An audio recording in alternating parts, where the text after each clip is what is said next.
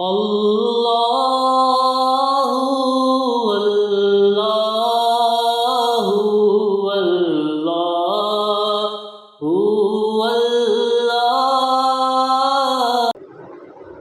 پارہ نمبر 24 سورہ یاسین کی آخری آیت ہے، انما امرہ اذا اراد شیئا ان یقول له کن فیکون۔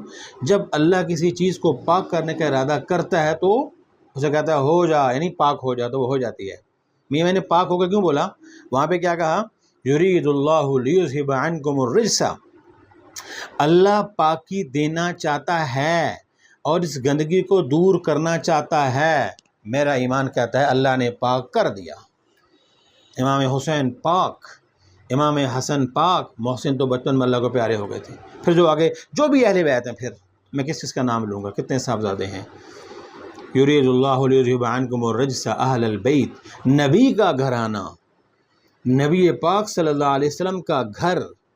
آپ کے 11 آپ کی شادیاں ہوئیں، ایک وقت میں 9 گھرانے موجود تھے، اور ایک گھرانے میں آپ کی جو یہ اولاد کا سلسلہ ہے، نواسوں کا یہ چلا، یہ سارے اہل بیت کہلاتے ہیں۔ گھر والیاں، گھر والے، گھر کے افراد، گھر کا کنبہ، یہ سب کہلاتے ہیں اس میں۔